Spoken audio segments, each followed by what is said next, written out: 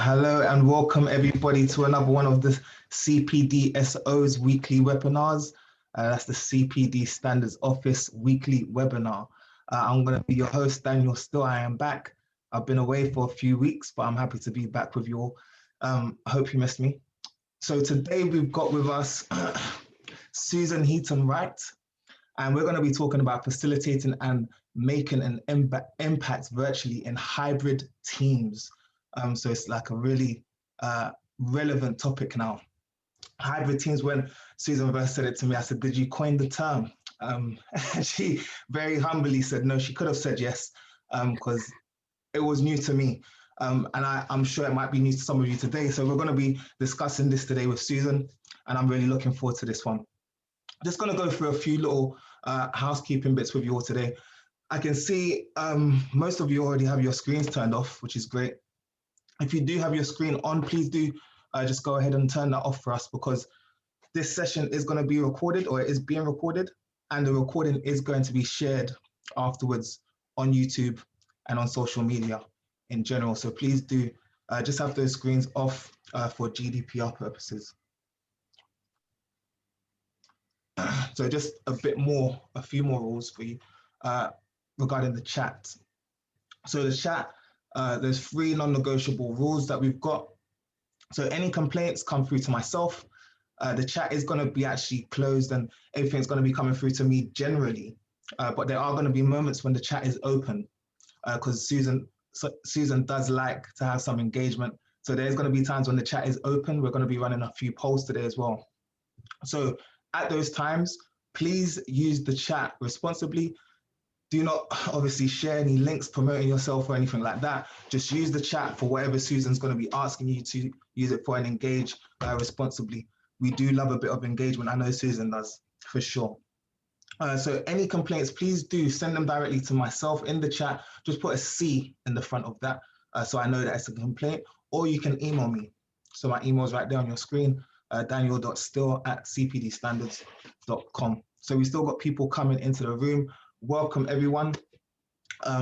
Very happy to have you with us today. So last point, feel free to use the chat to share support and ask questions. There's going to be a Q&A session at the end. Please do, during the session, get any questions into me during the session that come into your mind, because sometimes questions come in because of something specific and then they go. So please do get them in straight away to me. Just put a Q in front of that so I know that it's a question and I can pick it up easily in the chat. Okay, so just gonna run a quick poll, a couple quick polls now. They're just internal polls, just so we understand the measure of the people that we've got on the webinar with us today. So you should see that up on your screens now. So we just want to get an understanding of who we've got in the room with us today. A few more people just entering. There's a poll on your screen just now. We want to know, are you a non-member or a member? So if you could just answer that one for us very quickly, much appreciated. Welcome again for people still coming into the room. Happy to have you with us. So we just want to know if you're a member or a non-member. So if you're a member or a non-member considering joining, not a member, just here for the information, or I have a membership and I've been a member for more than 2 years. So I'm going to leave that up for another couple seconds. 3, 2, and 1. Thank you guys for participating in that one for me. And I'm just going to launch one more now, just a quick one before we get Susan on. So I just want to know, if you are a non-member, would you like a contact? Would you like us to contact you to give you some more information about what we do and about membership? So I'm going to leave that one up there for you guys just to answer that for me. Got more people coming into the room now. Fantastic, it's filling up. That's what we like to see. Okay, I'm going to leave that one up for you guys and continue to move forward. So last week we had, 2 weeks ago, we had a webinar.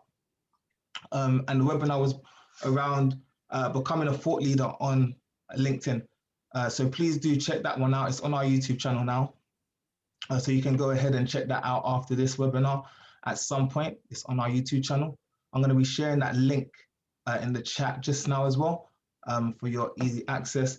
And also I'm going to share another link in the chat as well to our website, where you can get a list of all of the webinars that we're going to be doing in the coming weeks. So I'm going to share those 2 links with you in the chat in a moment. So please do click on those ones when they come in. Okay, so today's webinar, we've got, again, like I said, Susan with us. She's going to be taking it for 45 minutes. And then afterwards, we're going to have a Q&A session. Please do send those questions in to us. And the recording and the slides are going to be available after the session. So don't worry if you do have to leave a little bit early. We will have those recordings and the slides available for you just to go back over things and get refreshed on the content. So today we have with us Susan, Heaton-Wright of Superstar Communicators. They empower individuals and teams to create impactful business conversations. She's an international speaker, the MD of an award-winning music company, Viva Live Music, a podcaster, and a former prize-winning international opera singer. It's amazing. Like I said, she does love audience participation. So maybe if we do participate, she might even give us a couple notes. Who knows? That's not happening. So just a quick name drop. She's worked with Deloitte, RBS, Shell, Microsoft, AXA, and the NHS, and more. Many of the people that she works with go on to speak on things like BBC, Sky News, and so forth. So we do have a real pleasure today of having Susan with us. And without further ado, I think I'm going to give the floor to Susan now. So Susan, if you don't mind just sharing your screen when you can. Thank you very much for having me, everybody. And thank you very much for the introduction, Daniel. I would like to double check that everybody can hear me, first of all. So in case there's anybody that hasn't used Zoom very much or isn't used to interactive sessions on Zoom, if you go to the bottom of your screen, in the middle, there is a little chat button. And if you could type in the chat button, I can hear you, Sue, it will make me feel much, much better, because it's a long 45 minutes if none of you can hear me. Oh, that's sounding pretty good. Oh, just a few people. I hope that everybody else can hear me. Okay. Yeah, we have loads of them coming through to me privately. I think everyone has said that now. So yes, everyone can hear you loud and clear, Susan. Okay, brilliant. And the other question, and if you want to put it through to everybody, that would be even better. And that is, where are you calling in from? And please don't say your back bedroom, which I had a group of lawyers all said, the back bedroom, my son's room. Birmingham, I'm a Brummie too. Welcome. Somerset, Tunbridge Wells, Liverpool, West London, Surrey. Any more? Are you getting any more? Berkshire, New Forest, lovely. Birmingham Uni, that's where my brother went. Hello from Greater Manchester. Hi, my brother lives in Greater Manchester now. Lambeth. Dudley as well, Bishop Stortford. Oh, great, Bishop Stortford, local yokel to me. Brilliant, excellent. Brighton, Norwich, Liverpool, yeah. Oh, great, so we're all over. So let's start sharing. Today, what we're going to do is talk about facilitating and making an impact in conference calls and meetings. But also, I wanted to highlight the idea of hybrid meetings as well, because that was one of the briefs that I was given. Wanted to say hello first, and I wondered if you could see this particular poll. How are you feeling today? I'm feeling energized, intrigued, ready to learn. So I have my ups and downs. And you can be as candid as you like, because these are not being collected. So I'll just give you 5 more seconds. 5, 4, 3, 2, 1. Okay, ready to learn. Fantastic. And you know, I'm not surprised people are saying that they feel so. It's an odd time, isn't it? So you hear the results. Today, what we are going to do is that, unfortunately, I've got that in the, somebody trying to get in the way, is that we are going to talk about, this is not working. Oh, there we go. There's a little bit about me, and it's been mentioned, some of the companies I've been working with, particularly in the last few months. And a virtual world provides us with opportunities that we can reach out to new audiences, literally all over the world. Only yesterday I was speaking to a North American audience. Tomorrow I'm speaking to a lot of people from Singapore and the Middle East. It's incredible, and that would be something that we wouldn't be doing before. And this is an opportunity for us to really consider how we run meetings and how we facilitate them, as well as communicate virtually, so that we make the maximum amount of impact. I also have a podcast. I'm always delighted to have feedback from my podcast, Superstar Communicator, which you can get from all of the podcast sites. So our learning objectives for today, I want to share some of the main features for engagement to make it easy to share information, and not necessarily in a virtual meeting. I want to challenge you to not jump on Zoom or Teams or Skype every time you need to speak to people. Top tips on how to be more confident. Ensuring that in a hybrid or remote work environment is equal for everyone. How to focus on the meeting and not be distracted as an attendee. And certainly I've switched off things that could be a potential distraction. How to facilitate meetings so that you can really be efficient. Because I don't know about you, but I've been speaking to lots of clients who have been so anxious and tired because they have back-to-back virtual meetings. They haven't got any time to do any work. And creating a virtual work environment so there's still focus on tasks and outcomes. Right, I've got another poll here. Let's have a look at these conference call bingo. We have all been in this world for the last 8 months, and have a look at some of these things that we've had to deal with, whether it is I'm on mute and somebody's trying to talk, or a cat or dog suddenly appears. Let's have a look at another poll here. I'm hoping that I'll be able to get this here. How many of these virtual meeting errors have you encountered? All of them, some of them, none of them, lots of others. And if you've got any funny stories, please share them in chat, because it's much more fun to hear new stories.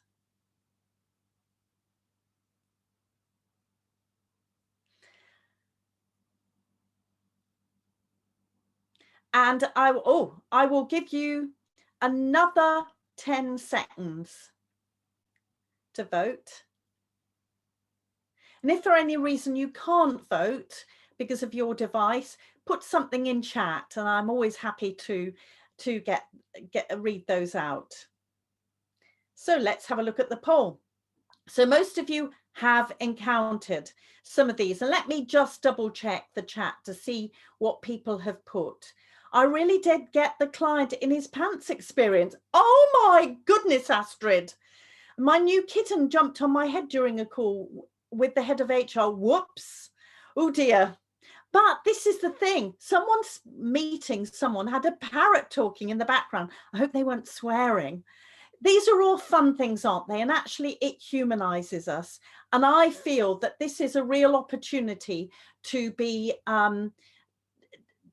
to be human with other people, because we're having extraordinary times, and this makes it real, doesn't it? We can have a little bit of a giggle about it.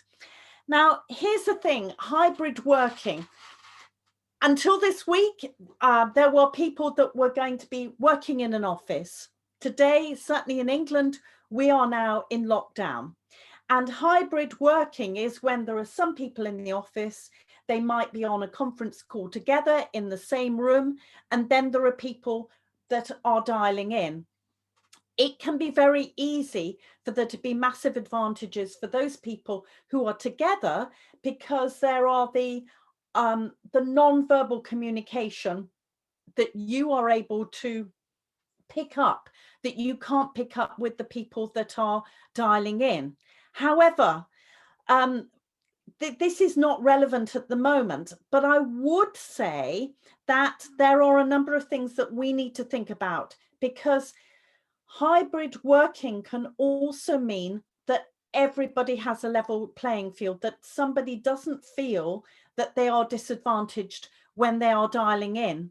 We don't know, and I would say as a leader or as a manager, you should be double checking with your attendee, with your team, to make sure that they have a dedicated space where they can work.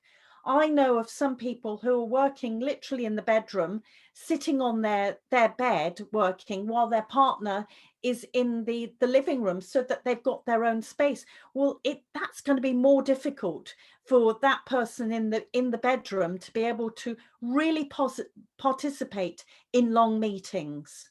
Likewise, there are some people that don't have the most up-to-date hardware, the most up-to-date laptop, or they're in quite a noisy place. They might have a number of people that are in their household, including children and dogs, that could distract, or they are not au fait with the latest software to use them. Certainly from my point of view, I responded to a Facebook message that somebody said in one of these groups, that she was feeling very anxious and lacked confidence, even though she was senior in her organization. She was not happy using Zoom. And others had told her, oh, you'll just get used to it, but it was causing anxiety. So I actually reached out to her and gave her a little free session to familiarize herself with these things more. But have you asked that question of your team? We've got a couple of things. Oh, those are from Daniel. Thank you, Daniel. Likewise, there are people that feel that they are in all of these meetings and there is no time for them to do their actual work. At the moment, well, before this lockdown, people were saying that they were spending on average 45 minutes more per day, because they had all of these meetings, plus they still had to do their work. And I've got another question for you here. What could you ask your team about how they are working remotely? How they are working remotely? Where are they working? What's the Wi-Fi like? Do they have a dedicated workspace? When do they start and finish work? Ask specific questions they might have. Is the hardware new enough to support the up-to-date software? Do they feel comfortable using the software? Do they need more support or other? And do add to other, because it's your contributions that make the difference to this particular talk. So quite a few choices here, but let's see how. I'll give you a few more seconds to go through these. Think about how you might support your team, whether you're a team leader or whether you're a member of a team, things that you could ask about the other people to make sure that it is a level playing field rather than a them and us. So I will give you 10 more seconds. 5, 4, 3. Oh, everybody's rushing to do the 2, 1. Right, let's have a look.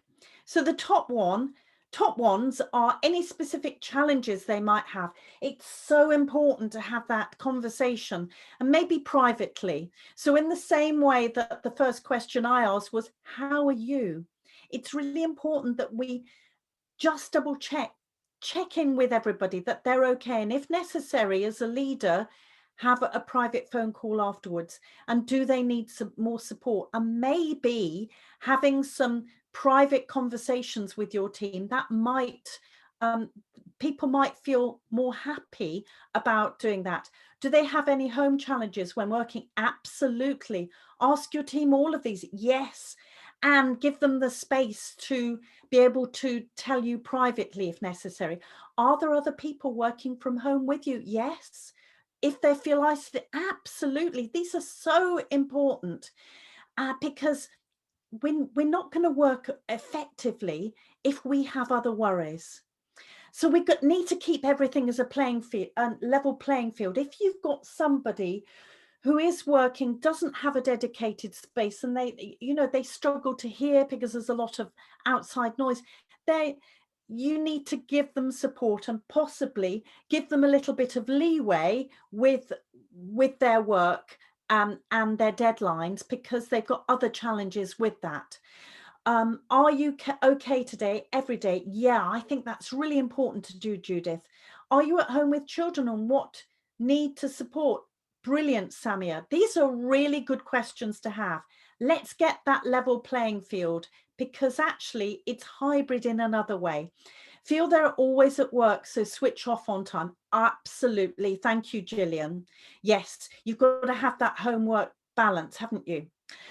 Another thing that I've come across, and I will mention that there is a really good book that I recommend, and I will put the link later, and that's from one of my friends, Penny Pullen, who has written a book called Virtual Leadership, which, believe it or not, is a very, very successful book now since March. But one of the things that she suggested was that if you are working in a remote team, it's worthwhile having a photograph of everybody. There's me, there's my husband, who happens to be downstairs working, and have their names and where they're from. Distribute it and ask everybody if they can to print it off, or if somebody can't print it off, send it to them. They can have that next to their workstation, just as a reminder that we are all human beings. And also, I would say that if you can, switch on your screens. Now, I understand that today we can't do that for GDPR reasons, and that's absolutely fine.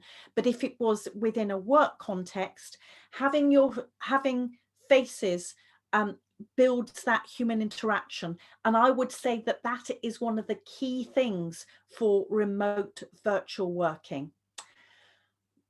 We've had loads and loads of virtual meetings. Certainly I'm trying to get off virtual meetings where I can and pick up the phone or text to speak to people as well.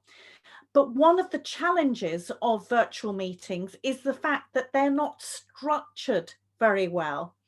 And I'm a great advocate anyway. I love systems and I love agendas. You'd be amazed at the number of people that just do not have those sorts of things. So I've come up with a few ideas for your agenda, and they're going to be slightly different to a face-to-face meeting. So timings: include a timetable of the meeting, and including a timetable of how long you are going to discuss or mind map a particular topic. Ask the question, why are we here? It's not just to say hello to each other and check up everybody, that everybody's okay, although you might want to have a team meeting for that. Who's on the call? And you might question if everybody does need to be on the call. Agreed outcomes from the call, because again, this is something that seems to be getting lost within the whole virtual world. How we can work together in the most efficient way. Now, it might be, and we'll come to rules and things like that, it might be that only a couple of people speak, or everybody has an opportunity to speak. who is doing what, and again we'll mention that later, and actions, what's next. Again, that's something that's getting lost in the whole virtual world, isn't it? Now, I've got a couple more tips. Managing upwards in a virtual world can be fraught. Any tips, please? Okay, so can we have that in the Q&A? Do you mind, Astrid? For people who you know are on their own, let them chat. They might be lonely.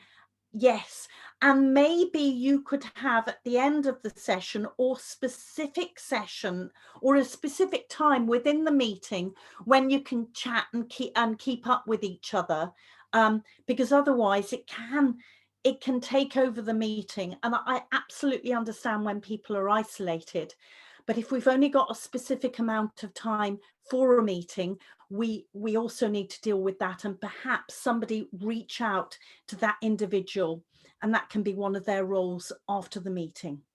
But thank you for that. We actually need to be leaders within this, whether we are facilitating a meeting or even whether we are participating, because you're on this call now, you're going to have some new knowledge and some new ideas that you can pass on, perhaps to the facilitator or leader. I've been on this call and I wonder if it would be worthwhile trying this out. So, you know, grab the opportunity to be a leader. Now, virtual calls and virtual meetings are different from face-to-face ones. And there are a number of unwritten rules that we have when we're in a normal meeting, but we almost need to reset these when we are in a virtual meeting. So I've got a few questions here. What roles could you assign to a team to run a meeting efficiently? So you could have a timekeeper, someone checking the chat, a note taker, a chairperson, or and other put in chat. So I'm sure you're going to come up with some new great ideas too. I always love it when I get ideas from people in chat.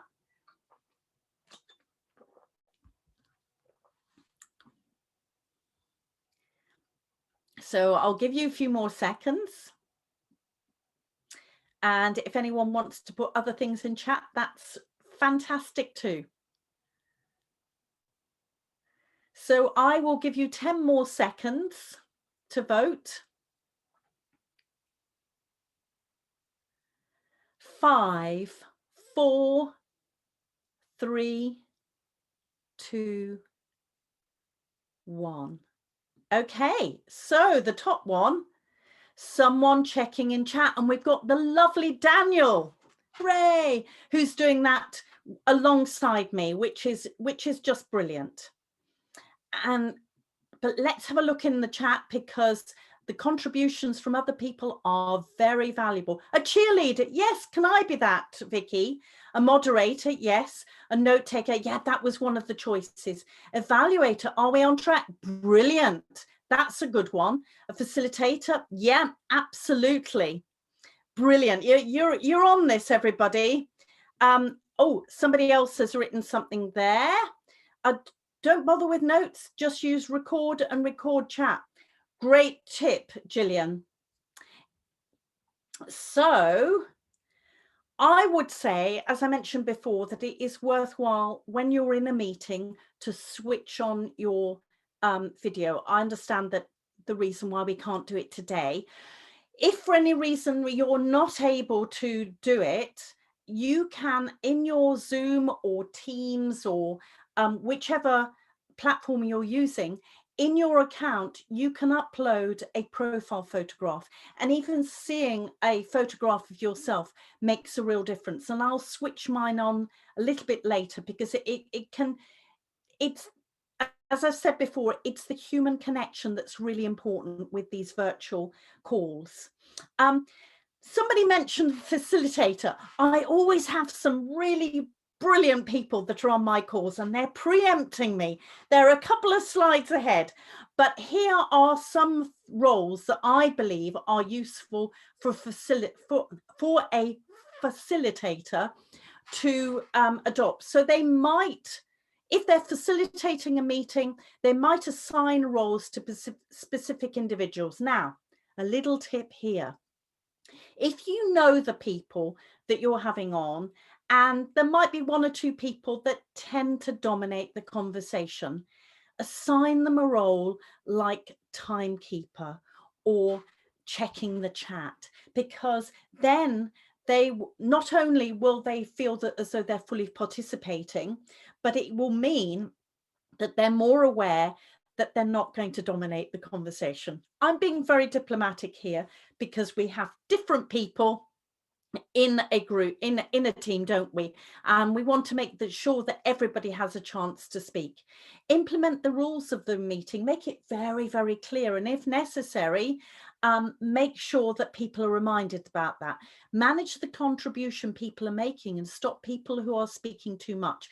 And if I go back a couple of slides, if I can do, when we had this slide, this is a great way for you, if you have got this copy here, that you can actually keep a tally of who has spoken and if anybody else hasn't contributed, so that you can make sure that it's a level playing field.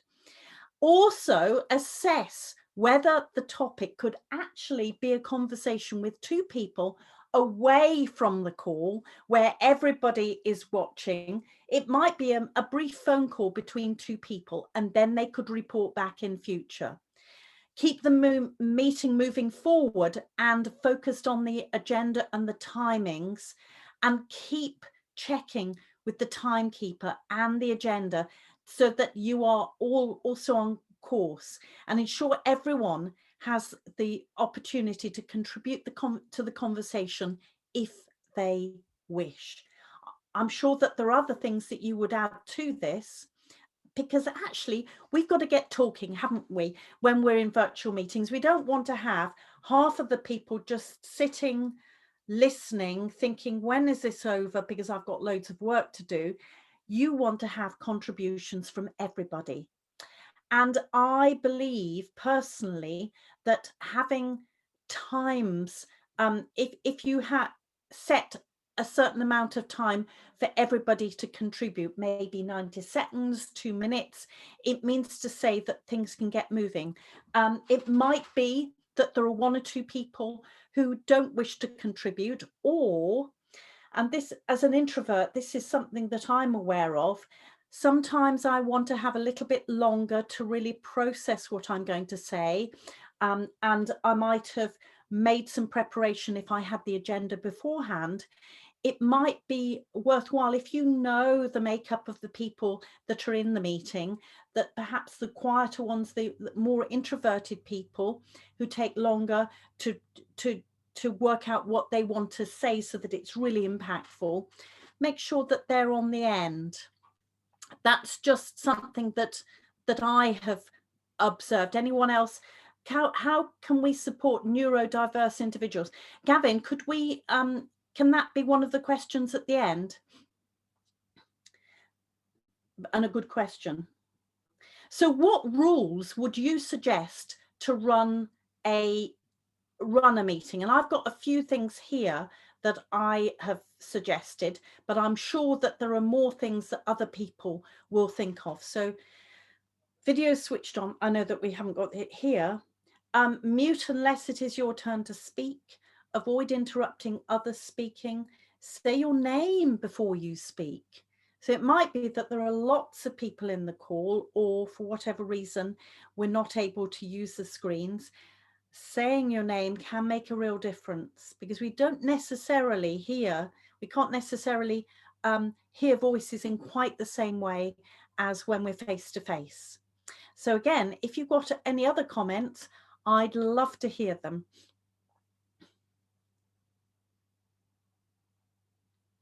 So people are voting now, and I've got a couple of people that have put things in the chat, which is fantastic. I will give you 10 more seconds.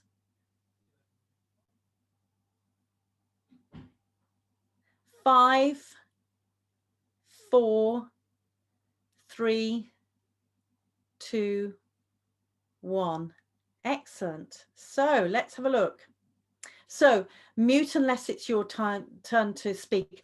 I don't know if you've been in any meetings that I certainly have where nobody's muted and you can't hear a thing.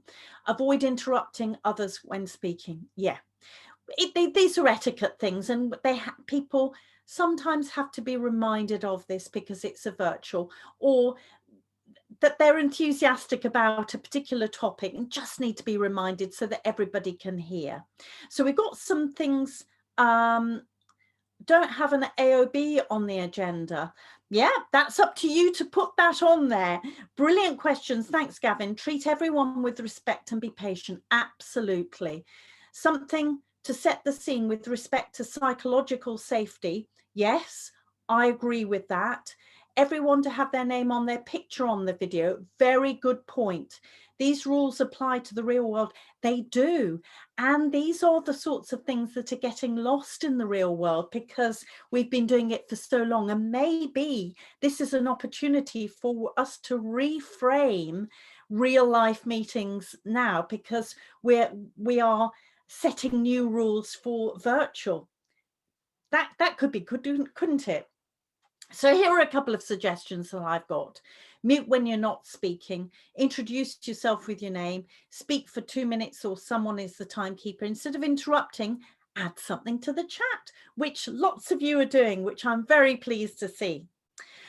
You will notice also that I've been using polls. That is a great way if you have a meeting and you know that there are going to be specific things that you're going to discuss. Having a poll could actually add that. I would also challenge this idea that, is it right to have a virtual meeting? Could you communicate in another way? Could you actually pick up your phone, which is in my case switched off, and have a phone call between two people? As I said at the beginning, it might be important for you to reach out, particularly as a leader or a manager, to individuals in your group to check they're okay.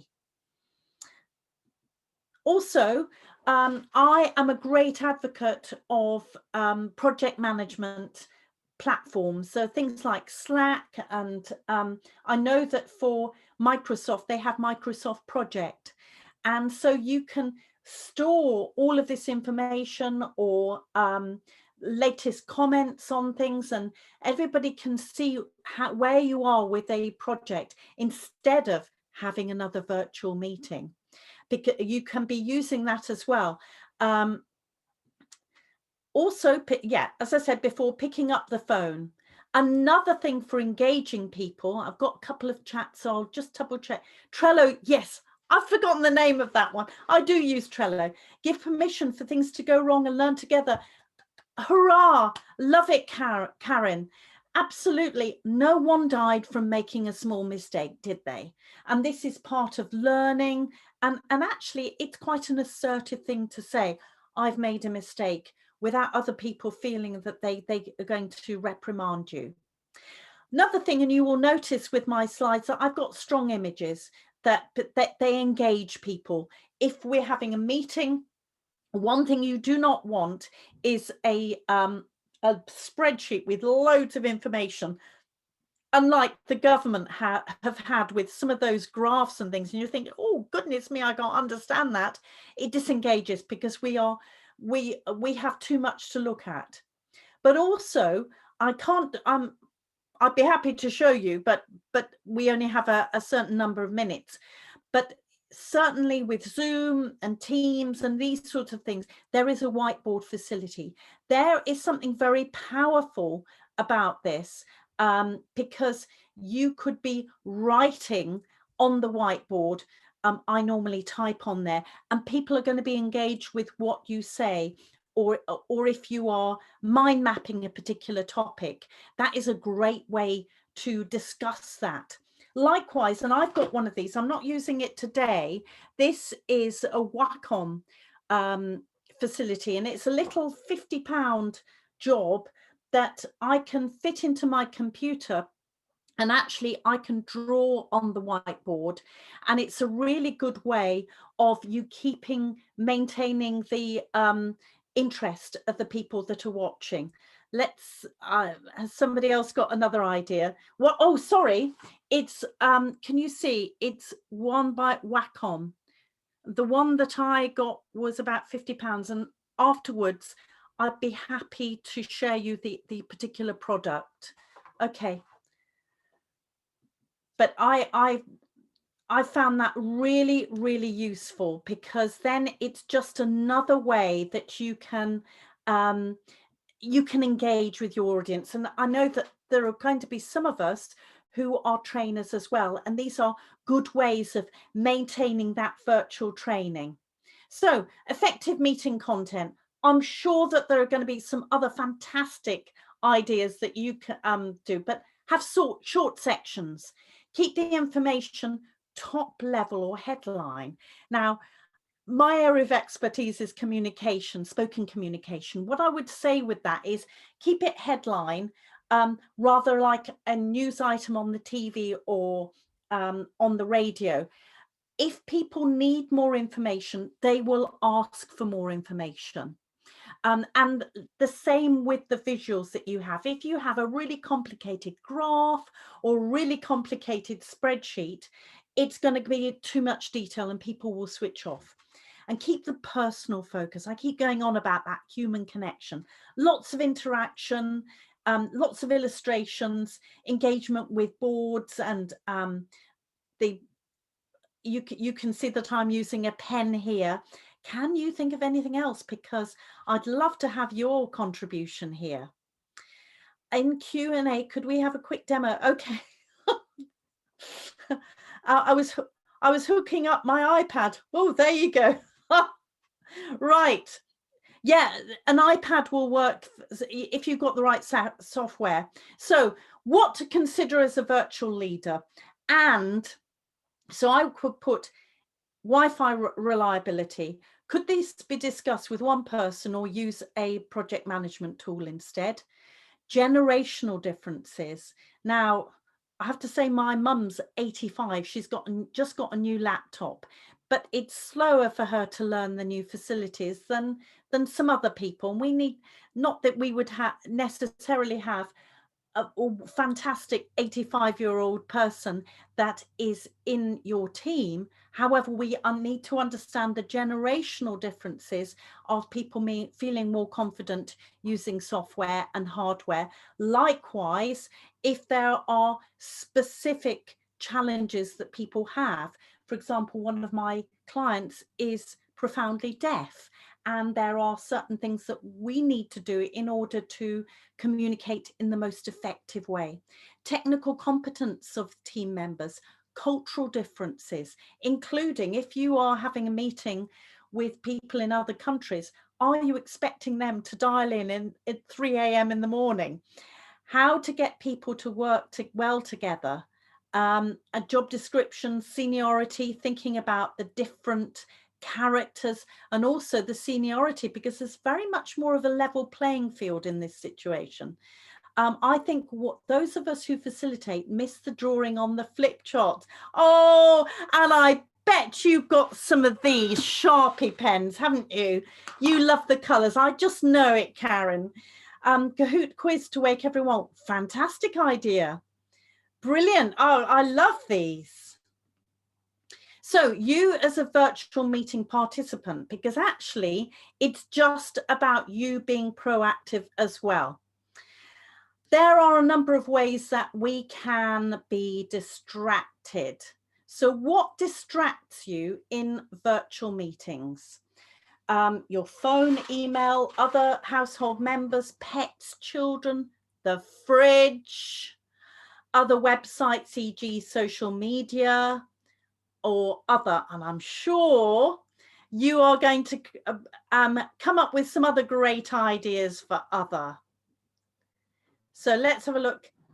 Making sure you allow for breaks between meetings. Yes. Mentimeter. Oh yeah, I love Mentimeter. Jamboard and Mentimeter. I knew them when they were called Me Too, and they had to change the name a couple of years ago. So I was one of their first users, and I gave them feedback. So I'll give you a few more seconds to complete this. And remember, the more chat, the better. So 5, 4, 3, 2, 1. Okay, so yeah, your phone, email. I've certainly switched off Outlook and my phone because it can be very easy to be distracted or think, oh, I better follow that email. Quite a few people have, 2 people in the fridge, not surprised. But let's have a look in chat as well, because it's those things that I particularly, the biscuit barrel, Jamboard. Can't believe I missed flip chart. It's a bit sad, isn't it? Husband mowing outside. Oh, can he come round and do my lawn? Facebook outside activities. Yep. Make a list of best practice when you make the meeting. Yep. My cat's sitting on my laptop. Oh, that's a tricky one, isn't it? Thank you very much for those things. So let's move on. Oh, there we go. So yeah, we are having to do these meetings all the time now. This is the norm. So we need to think about how we can make sure that we are ready for these meetings. So I've got another poll for you on this. How could you prepare yourself for a virtual meeting? Switch off phone, email, warn household members you're in a meeting. I've got a big notice on my door today, which is sometimes ignored, saying in a meeting. Settle, feed pets and children, have a cup of tea. Any information you need for the meeting, notebook and paper, the agenda, plan of the meeting, Wi-Fi, tech checked, other put in chat. And so I'll give you a few more seconds for this.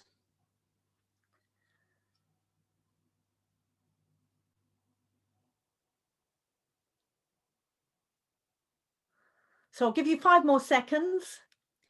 5, 4, 3, 2, 1. Okay, so yeah, top one is switch off phone. And I think that's pretty reasonable. My advice would be, because I like a checklist, write all of those things that you need, you know that you need to do before every meeting, so that you're really on it. Because everyone, this can be a really good way, if you work in an organization, that you can become more visible and make more impact in this world than you might have done when you were in real life. So this is a real opportunity to up your game. So so my cat sitting on my laptop, cat typing. Ooh, are we more likely to assume things in this 2D environment? Can you elaborate more, Gavin, please? Always have fresh water, yes. Ask household not to watch Netflix as it limits the bandwidth. Very good point. Find a quiet place. Tether mobile phone to a personal hotspot in case you lose internet connection. Really good idea. Headphones, snacks within easy reach. Now we're getting there. Relax a few minutes before meeting, i.e. mindfulness. Very good point. Leave note on front door for postman, deliver it. Yeah. Oh, and my son, age 20, is normally having a nap when this happens. Taking a few breaths before is great. Charge your laptop up. Yes. Again, same as normal meeting, get ready. Yes, but people forget this, don't they? You wouldn't arrive in the real world without all the bits and pieces you need. But this is the weird thing. We're at home, we're working from home, and these things are forgotten. So it's worthwhile reminding you. Dress as if you're going to the office. Yes, even if you've got your slippers on, like I've got. Yes, I'm noticing I have to let delivery people know I'm not able to answer the door. Yes, top half of lease. Brilliant. We could go on with this, and I know we've still got some things to go. So thinking about timings. Also, if we are phoning in, I've got a separate microphone. I podcast as well, so I've got some of this equipment. It might be worthwhile, if you can, having some sort of sound check, because if people can't hear you very well because it's not a hotspot within your home, or the internal microphone in your laptop, isn't very good, and if the sound isn't very good, or if there's a lot of background noise, you might need to find somewhere else, if you can, to work, because if people can't hear you, it's going to make it much more difficult for you to make a positive impact in these meetings. Lighting now. You will probably see, if I move my eyes up and down, I have to wear specs when I'm using my laptop. I've got a couple of lights that I've got here, because otherwise, if I were to switch them off like that, you can hardly see me, can you? And that's not very good. Being able to see people's faces is good. A natural light is brilliant. So if you can sit next to a window, that's really good, because the light can shine on your face. But otherwise, think about how you could light up your face. Now, this particular equipment, it was less than £30, so it might be something that you might consider investing. Also, what's in the background, because this can be a bit distracting if you've got yesterday's lunch in the background. This would be my son's room, if it hadn't been cleared up, you know. But you might consider having a virtual background. I know that there was one lady that I did a workshop for, and she didn't want to switch on her video because she didn't want, she felt that her, and quite rightly, that she didn't want to have people see her room from a privacy point of view, and that was absolutely right. And later on, I can show you the virtual background facility in Zoom that you can put on. It just means that you're not worried about the background. So, oh, it's not working there. There we go. So what sort of things could you ask the facilitator as an attendee? Let's think about how we can be really proactive so that we can think about a meeting working well. So think of the timings, agenda. If they don't have one, they will be prompted. Anything you specifically need to prepare, proposed outcomes from the meetings, who else will be there, AOB, other put in chat, because, dare I say it, sometimes the facilitator has not thought of these things, and by you prompting them, it might mean that they will consider these things in a respectful way. Check I'm well lit and the temperature in the room is comfortable. Very good point. Virtual backgrounds that are green are not good. That typical Zoom one makes everyone look weird. Yeah, I know.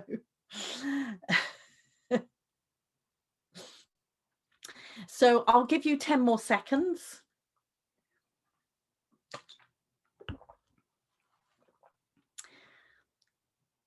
5, 4, 3, 2, 1.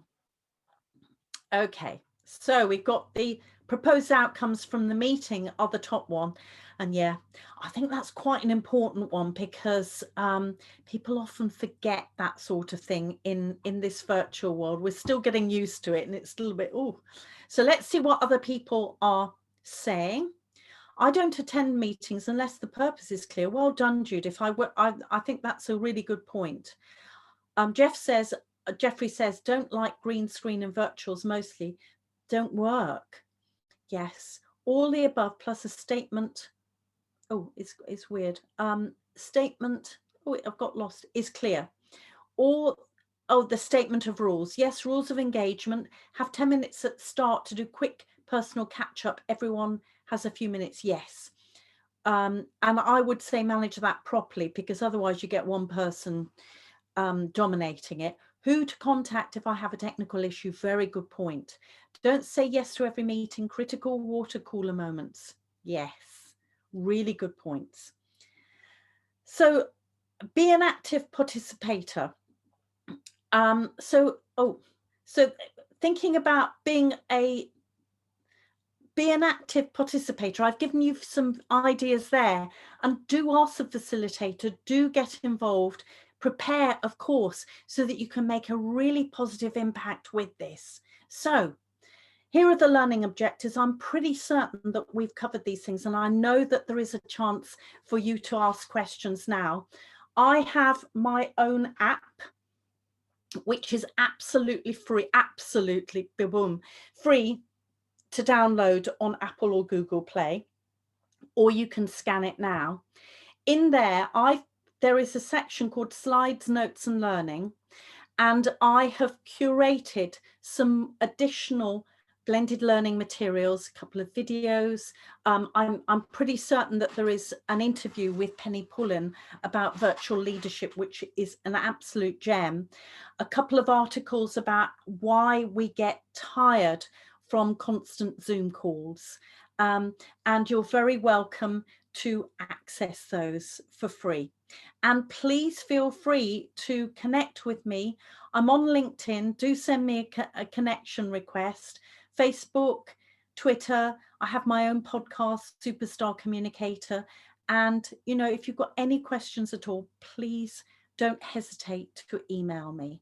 So thank you very much. Thank you so much, Susan. I'm sure everyone really got a lot from that. Thank you so much. We're going to go into our Q&A, but just before we do that, we do have a couple of questions that came in before. Thank you for leaving them for the Q&A, Susan. Yeah. Just before we do that, I did want to just put a couple of things into the chat for you guys. So please do, while I'm putting these things into the chat, please do start sending in questions because we are going to go into that Q&A session. Now, I know that one person's asked for the QR code again. So do you mind if I... Yeah, back up. Yeah, back up. But just to let you guys know, the slides are going to be coming out.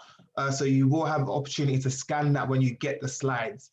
So we're going to be sending out those slides along with the video. So you'll have the video too of Susan presenting. And you're also going to get a feedback form. So if you could just send in some feedback as well for us, it would be much appreciated. So that's all going to be coming out to you next Tuesday. And for now, I just wanted to drop this in there again because it got lost in the chat. So I'm just going to drop this in there again. Okay, so I'll come out now because the lady said that she's got it. Okay, perfect. Okay.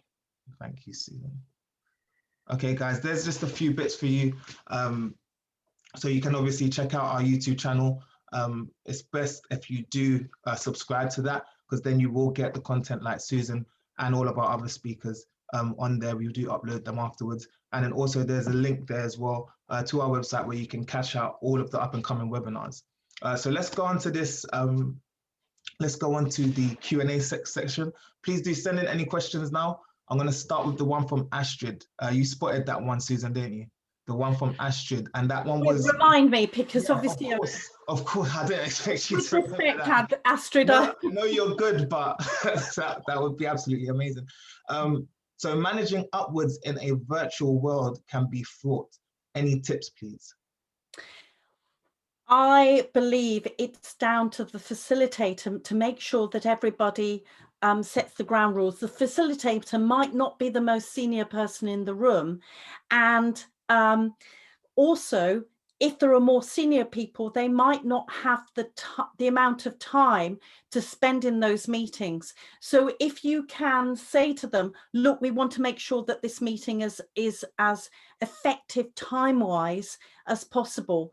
And therefore, I'm going to ask you, as well as everybody else, to keep to a particular time slot and to sell it to them that this is for the benefit of their own timetables. If they know that they've got to say something specific that might take longer, as a facilitator, I would recommend that you go to them and double check if the agenda needs altering so they've got that time to do that. But they will soon appreciate that.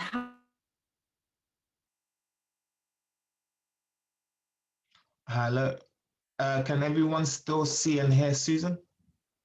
Sorry? Hey, Susan, I think you dropped out for a second there. You're back with us now, though. Did you hear all of that? Oh, maybe say the last bit again for us. I remember what it was. Yeah. So I think it was that if you can sell it to those leaders that actually it's to the benefit of their own busy timetable and diaries, that having a really quite strict and rigid framework around a virtual call will make a difference to them, make a much more positive impact, and be more beneficial, because people will waste less time in those meetings. If that individual, that leader, needs to have more time to share things with the team, then encourage them to let you know beforehand, so that you can adjust the agenda accordingly for timings.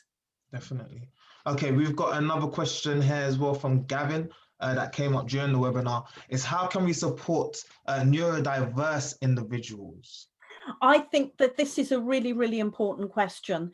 And certainly, I've been approached by a couple of people, including my now client, who is profoundly deaf. And I was really grateful that she and this other person contacted me, because it helped me understand things so that I can push these out more. I would say, as a virtual leader, as a facilitator of the meeting, you should independently ask people if they have any particular challenges. It could be related to eyesight, or processing, or even confidence using the particular software, and then try to factor that in. So if there's somebody who just takes a little bit longer, or to process information, make sure that you ask them later on for their contribution, their opinions, and make sure that they have an agenda. And yeah, that's another thing, making sure that everybody has an agenda beforehand.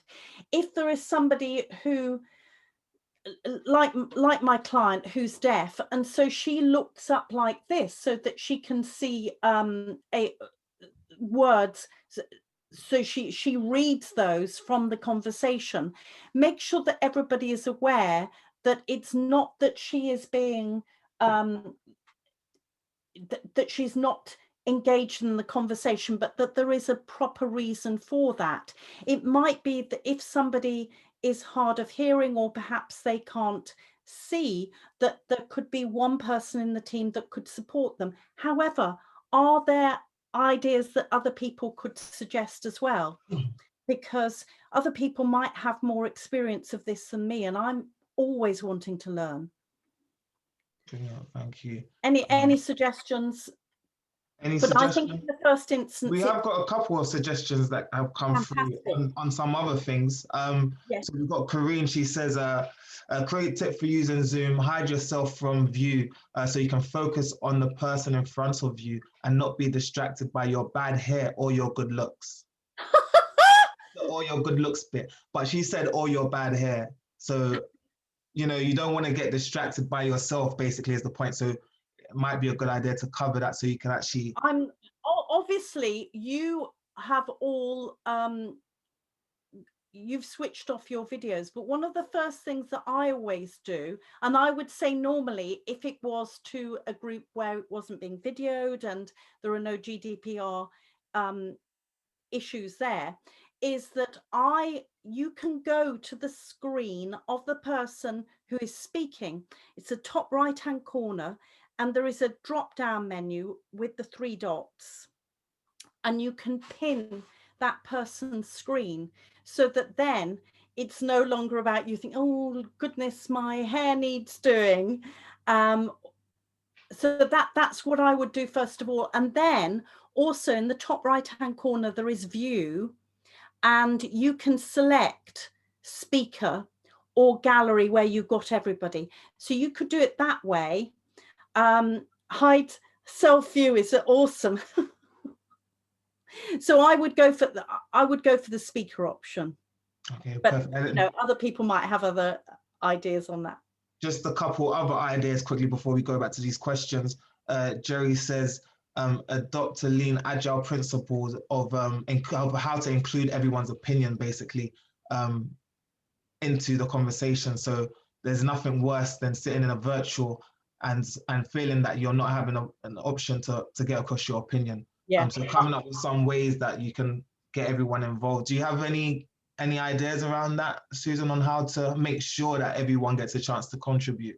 I know you said one earlier. Yeah, I mean, I, as you know, I positively encourage people to put things in chat and the polls. And also, if I were facilitating a meeting, I would say that everybody has a chance to speak. And then with the knowledge that I have of the group, and the personalities and any challenges that they might have, I would select the order based on that, so that everybody feels confident about speaking, and those people that perhaps feel less confident, that they are warned beforehand so they can prepare. But it's really important. You know, I'm an introvert. The number of meetings I've been in, and I sort of feel, oh, why am I here? Yeah. Don't you want to hear my opinion? And it's really frustrating. Yeah, having that allocated specific time for each individual obviously negates that 100%. I think so. Yeah, for sure. Okay, so just going on to a few more questions now. I know someone wanted you to do a quick demo actually. I don't know if you feel confident enough to do that or comfortable enough. Oh, I'll do it. You know, what's the worst thing that could happen, Daniel? Yes, exactly. It's using your oh yeah, well, whiteboard. Your whiteboard, yes. Whiteboard. Now I go into text, because if you start drawing, it can be pretty scary, but I can do text and I can just write on here. So I could actually be doing a mind map of this.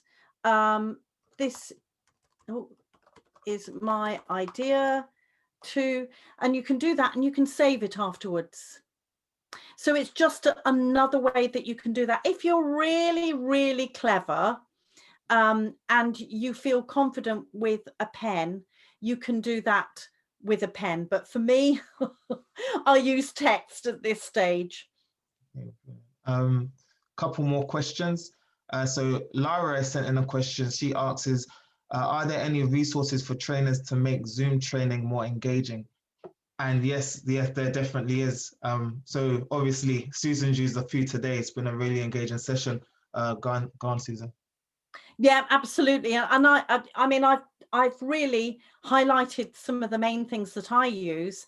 I do use whiteboard, and also, and we haven't got this facility today, there are breakout rooms. So it might be, if you got a longer workshop, that you might want to allocate people into small groups and to I can't demonstrate it, I'm afraid, Samia, because the facility is not on here. But you can allocate people into breakout rooms, and then they could discuss a particular thing for a few minutes and then feedback that back. You could get your whiteboard there and list those things. So for all of those people who are missing their flip charts, you could use the whiteboard like that. Yes. We have another one from Lara. Again, actually, she asks, for a piece of training, what is the highest number of people to have, and what's the longest time a training can go for? Really good question. Now, I think it was about 3 weeks ago, I did a 6-hour workshop with a group in Singapore starting at 6 a.m. I'm not a morning person, but I broke it up into 4 1-hour sessions, 4 1.5-hour sessions with tiny things, made it very interactive, varied it from conversations to individual exercises and feeding back and all things like that, to change the mood and the polls and all the things like that. But I feel the optimum time really is 90 minutes.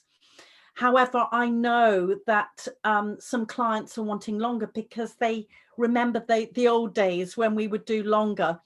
I would recommend personally, either you have an hour and a half in the morning, an hour and a half in the afternoon, or you do successive days or weeks, and perhaps have between each session, have some little bits of homework to remind them. But that's my experience. I felt that 6 hours was a big ask of the clients and for me as well, because we do lose energy. We have to put so much energy into engaging and listening and participating for a long period of time on virtual platforms. Definitely. Andrew actually backs that up and sends a comment directly to Lara, but it came to myself privately. So it says, I prefer no more than 15 people and a split 1 day training into 3 90-minute sessions. So Yeah. 1 day training, something that would usually be a 1 day training, he would split it into 90 minutes, 3 90-minute sessions, and have about 15 people on there. So I'm guessing it's a bit more interactive. You can have the cameras on, you can see everyone at once. Absolutely. And use all of those different facilities so that you're just varying the activities with that. Andrea, the lady, sorry, Andrew. It's Andre, not Andre. Andre. Apologies. Yeah, so we're going to wrap it up. Please do send in any final questions just now. Before we go, thank you for staying on the call so long, on the webinar so long. Just gonna put out one more invitation to whoever's on the webinar that's still with us and wants to get a call about becoming a member, or just for some more information. So that's going to be up there for you guys now. You can go ahead and click that. We do have more webinars like this for internal members. So we have sessions where you can actually, where we do use a lot more of these tools, and we're going to be using a lot more of these tools, like in breakout sessions and options to actually have our videos on while we're on these meetings. So if you are interested in learning more about that, please do obviously click on that yes button just there. So I'm going to leave that up for the remainder of the session now. And another question was from Geoffrey, and he asks, what suggestions about eye contact? So we know it's important, but one-to-one, it can become like a staring competition. Is there anything, any suggestions around that, breaking that down? Yeah, this is one of those things that comes up quite a lot. I've actually got behind where my my computer camera is, I've got a little post-it note with a pair of eyes on to remind myself to look up.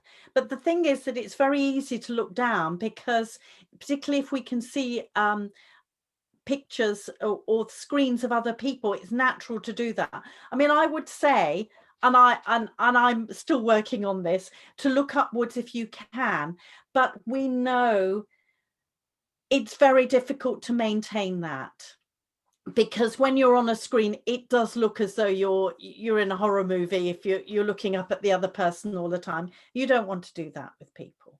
If it was face to face, what I normally say is to, if you don't like having eye contact with other people, is to look between the eyebrows, and it gives the impression that you're looking at eye contact, but you're not.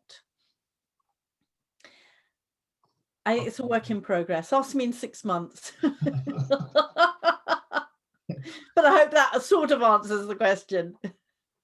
Yeah, I'm looking between your eyebrows now. Are you? Yeah.